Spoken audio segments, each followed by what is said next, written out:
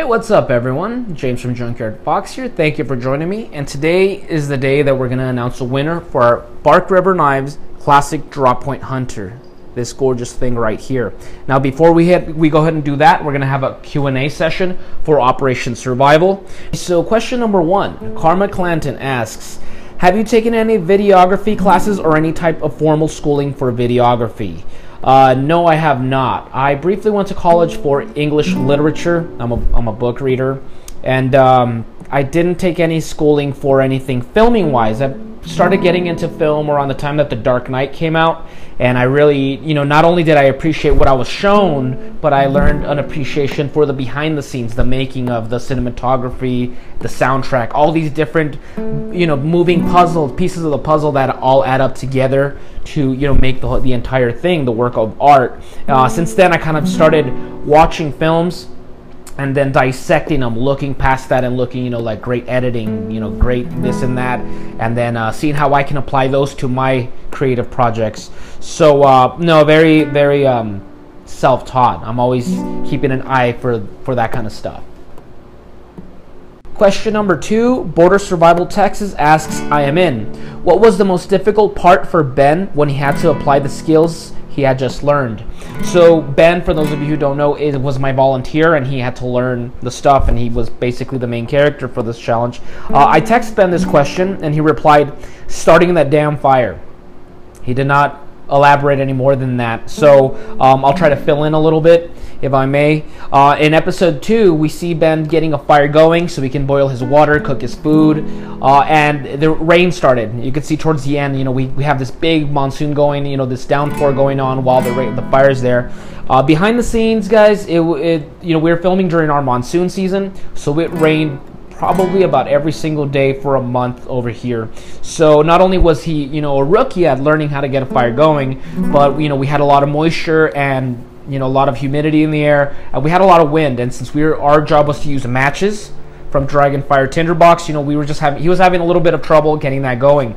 In fact, I was having trouble towards the end when that downpour is coming down. I actually had to put a lot of chunks of fat wood in the fire to keep the fire going while the rain is falling. So a little behind the scenes tidbit there.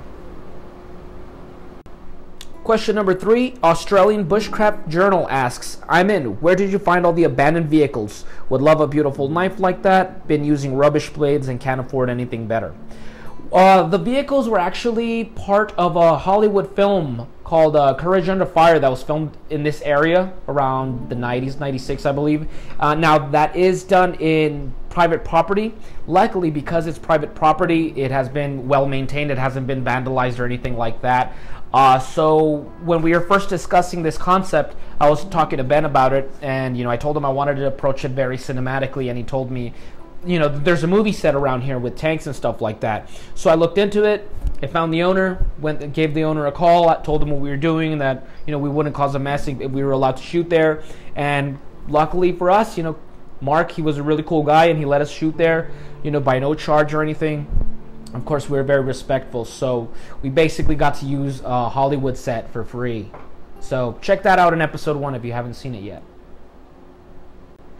Question 4, Tyler asks, I'm in. What gave you the idea of doing the filming of the challenge the way you did? It was like watching a television show. Great job. Thank you, Tyler.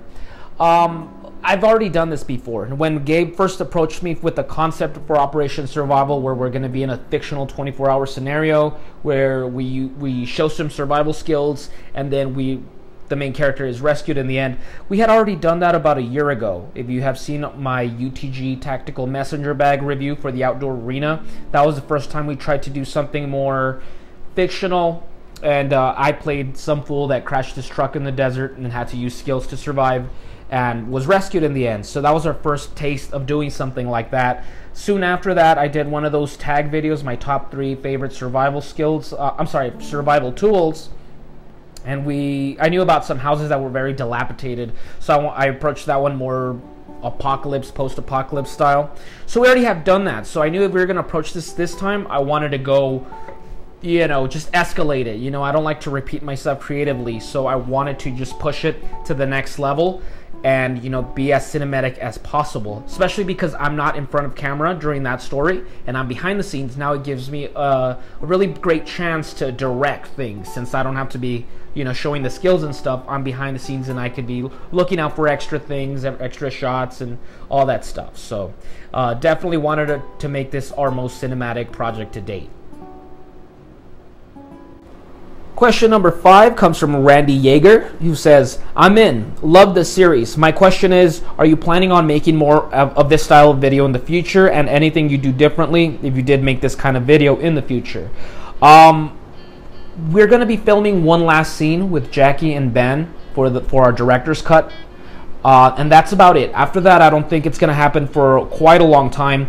This video was a lot of fun to make, this story, but it was also extremely frustrating, extremely difficult. You know, we basically tried to make a movie with zero budget, and that led to a lot of problems. Just getting everyone scheduled, you know, to meet up on the same day was hard because, you know, we all have jobs, we all have different responsibilities, and, you know, all our schedules are very different. Also, you know, the climate, for example, really messed with a lot of our equipment. A lot of our hardware broke. For example, just to put it out there, the very opening shot of Operation Survival Episode 1, where you see Ben approaching in the distance and he's all small, the camera's slightly moving because our tripod broke minutes before shooting that scene, so I had to hold it myself. And, you know, little things like that just were very difficult. Editing, a bunch of stuff. It's a lot of work. So hopefully in the future we are planning to make some music videos for Cuervo Negro. Trying to do something more along the lines of suspense, you know, more horror type stories, but it would take a while. If there was one thing I could change, is probably see if I could work with the studio, you know, something where I do have some funding, because just kind of, you know, having no money really it's very difficult. Robert Wilson asks, I'm in. Do you get a lot of inspiration from the Fallout series? The Fallout series, for those of you who don't know, is a type of video game. It's a series of video games. There's several of them out, very popular. No, I actually do not. I'm not much of a video game player. I didn't really grow up with them. I don't really play them much. I've never actually played a Fallout game at all. But now while we're on the subject of it, I really want to say that a big influence to me is Metal Gear Solid. Those games are very much an inspiration to me. A friend of mine showed them to me when I was in high school, and I loved them. The basic premise of them is, you know, you're this agent, and, you know, behind enemy lines, and you're hiding, and you gotta, you know, it's a lot of espionage and hiding and being stealthy. And I think you really see that in episode 1. You know, our main character Ben goes into the military base, scavenges some useful items, and then there's, you know, guards there, and he's got to sneak his way past that. I think it's very obvious right there. Also, for Junkyard Fox in general, part 3 of Metal Gear Solid, called Snake Eater, your character is in the Soviet Union, in the woodlands of the Soviet Union, behind enemy lines, and to sustain himself, he has to hunt food, snakes and frogs, mushrooms, mangoes, all kinds of stuff. And, you know, different foods give him different types of, you know, stamina, and he'll say if he enjoys it or not. Food can go bad, all kinds of stuff.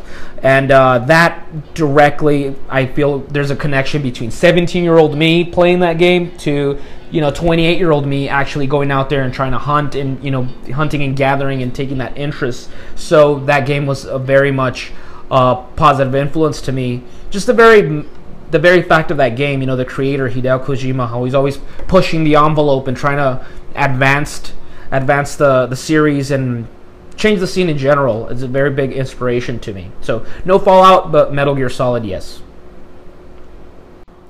Question number 7, Oscar Cisneros asks, I'm in. Great video game. Really sums up the knife. Beginning reminded me of the true ingenuity of using the aluminum can. My question is, in lieu of that, how much input besides music does Cuervo Negro contribute to your videos? Also, where can we buy a copy of Cuervo Negro music? I'm pretty close to El Paso, so a hard copy would be ideal. Thank you for your question.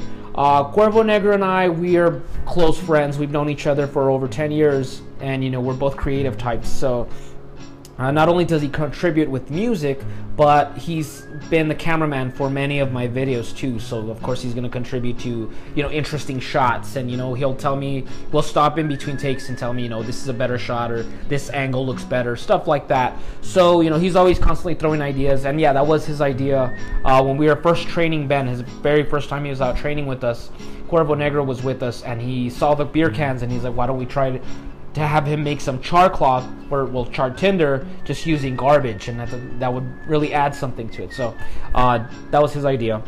Now, in case you're interested in Cuervo Negro music, a hard copy, you can just go ahead and message me, contact me, and I can go ahead and have some made. Also comes with the booklet with commentary from him, and we have some artwork as well. And then for those of you interested in just buying it online, just make it easier, you can go to his Bandcamp link. I'll post it below, so you can just go ahead and purchase it from there. Question number 8, Richard Godinez Landeros asks, I'm in. My question is for Cuervo Negro. What music artists or guitar players inspired you to have your passion for music? Do you play electric guitar? And how old were you when you decided to pick up the guitar? This answer I have on my Facebook. I sent it to him, and he replied through the messenger. So I'm going to read what he said. Cuervo Negro says, I'd have to say blues and country influenced Cuervo Negro and my personal music, but the major influences come from different types of genres, such as Spanish guitar and, oddly, Romanian folk. So in a way, it forces me to play other instruments, such as the accordion and tambourine, also making makeshift instruments out of horses' jaws, beads, and coins. The passion comes from all those earthly and supernatural elements.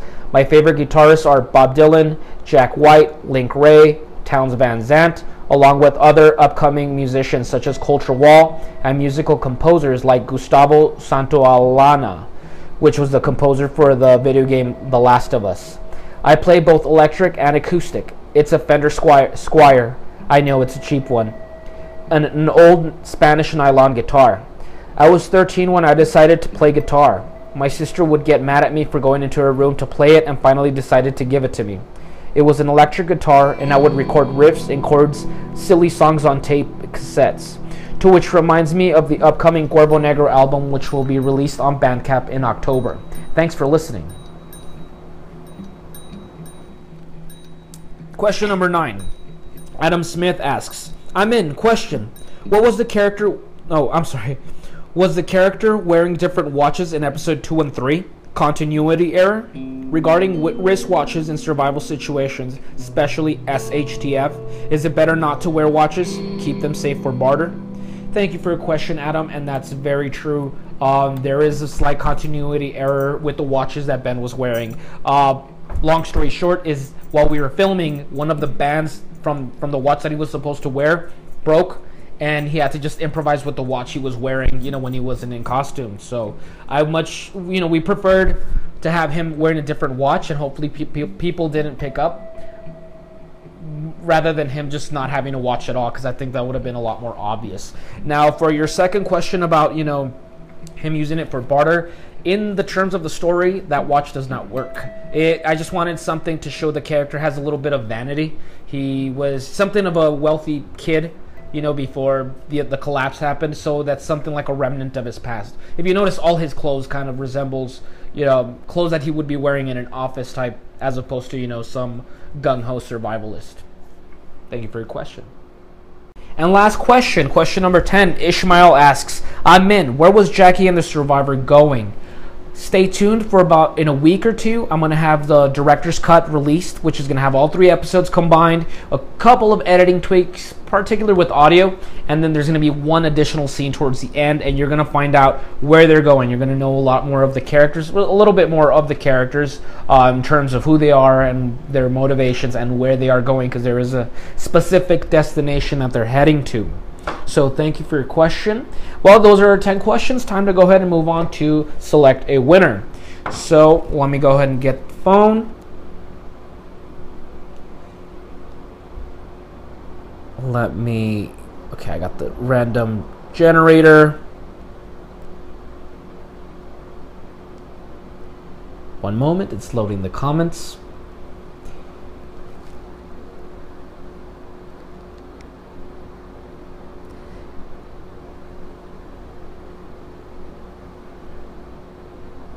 Okay, the winner here is Shovelhead8.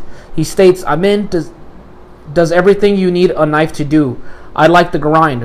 Where are all those junk vehicles? Thank you for the video, James. So just to make sure that no one thinks there's funny business, the answer's right there. So Shovelhead8, thank you for joining into this competition. Thank you for watching the videos. Go ahead and reach out to me, message me, so we can get this sent out. Once again, you would have to be 18 years of age. In case you're not, I would need to speak to your parents or something to get permission, and just get at me with your information. If a winner, if Shovelhead8 does not reach out to me in a week, I will select another winner, and so on until we get a winner. So, thank you so much for watching, guys. I very much appreciate the support, the love, the likes, the comments, the friendships. So, we'll be back with another video next week. Now go outside and get your boots dirty.